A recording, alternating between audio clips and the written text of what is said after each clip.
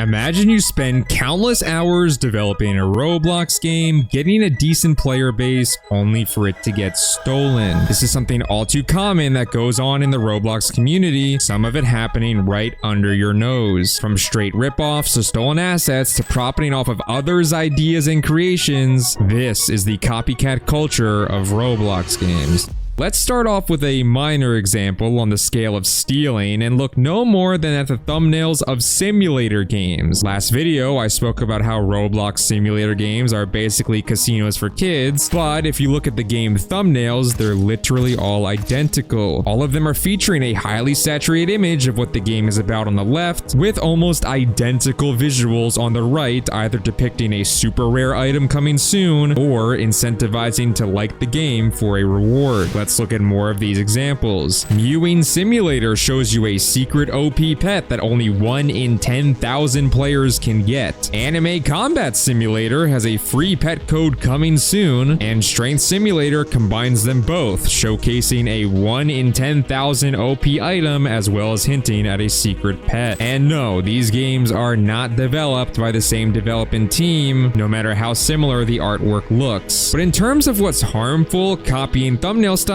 between similar games isn't the end of the world. It's hard to find information on who started this style, but in reality, development teams aren't inherently harming each other by stealing the concepts of thumbnail design. However, the same could not be said for what's coming later in this video. The second level of copycat culture takes us into the stealing of one's likeness. Likeness just refers to one's image or personality. When you're a notable figure or have created something you own, in order for a company or development team to use your creation, image, or likeness in a game, they must have express written consent from that person in general. Usually, this results in a partnership between the two, where the individual is paid for having them or their creation as part of the game. An obvious example are deals between Fortnite and celebrities that have been in their game as playable skins. Roblox developers get away with not doing this, however, at an alarming rate. Let's start at the lesser of the two evils. How could you attract more young eyes to your Roblox game?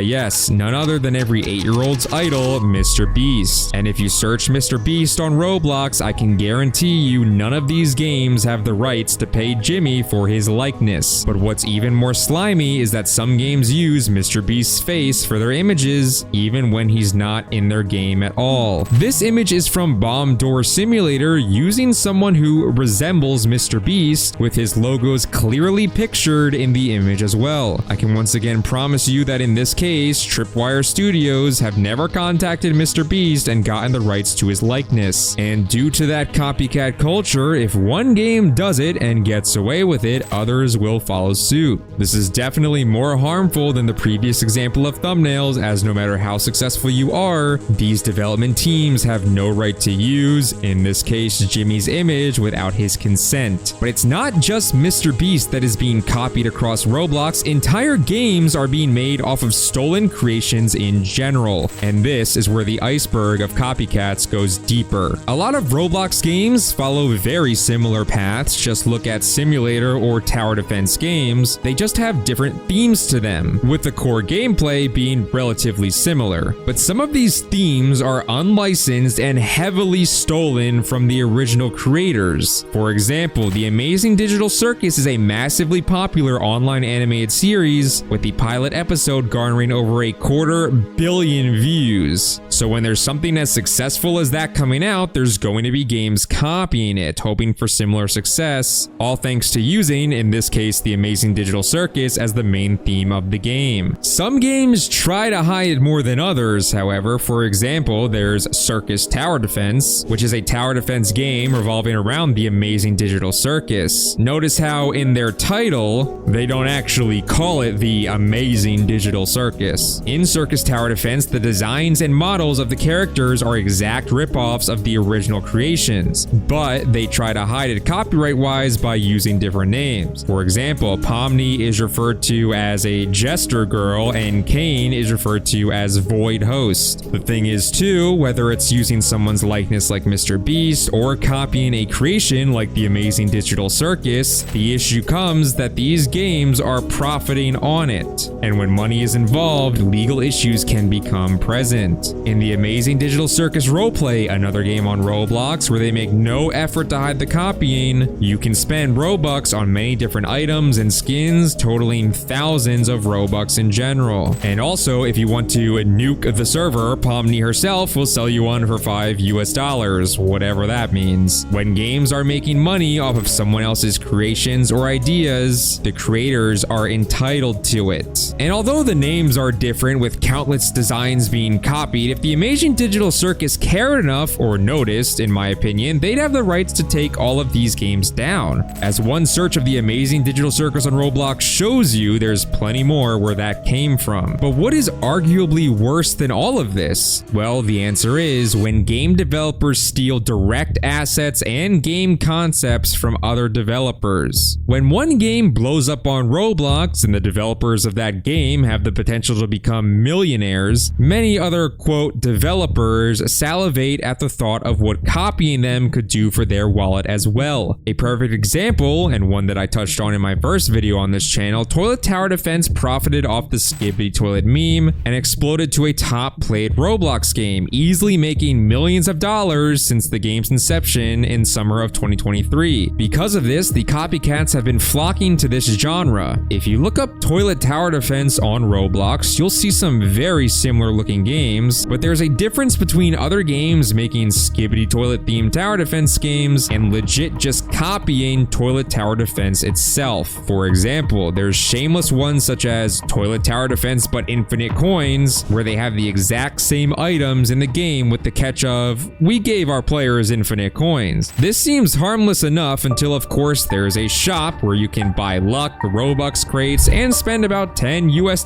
to become partner in their game. Games like this would have never existed had it not been for Toilet Tower Defense, and even though this game I just showed you is a complete ripoff, it has had over 2.5 million visits. You also have games just straight up called Toilet Tower Defense that are fake, that steal images for the thumbnail, as well as literally stealing the assets in the game itself from TTD. And here you can see they are selling scientist and spider crates for Robux that are one-to-one copies of Toilet Tower Defense, thus profiting off of stolen assets. Let me remind you, the game I just showed you has had over 4 million visits, so one can only assume how much illegal copyrighted purchases have been made from this game. The same thing also goes for Pet Simulator, another behemoth of Roblox popularity. The two versions of Pet Simulator, X and 99, have dealt with the same issue. I can promise you that, for example, Pet Simulator F is not licensed with Preston and the creators of Pet Simulator. Yet if you go into the game specifically, the stolen assets are at every corner. And of course, you can buy eggs with one-to-one stolen copies of Pet Simulator 99 visuals. But at what point does this trend ever end? There isn't some magic copyright police force on Roblox going around handling things. Many of these copycat games run rampant, stealing other ideas, likeness, and assets only to make a quick buck from it before potentially being taken down by the rightful owner. One can only imagine too the unfortunate occurrence of children spending money on these games, potentially being fooled into thinking they were playing the real version. Is the copycat culture in Roblox that big of an issue? Do you guys think big developers even care if someone steals their assets and makes a quick dollar off of it? Let me know what you think in the comments below, and subscribe for more Roblox documentaries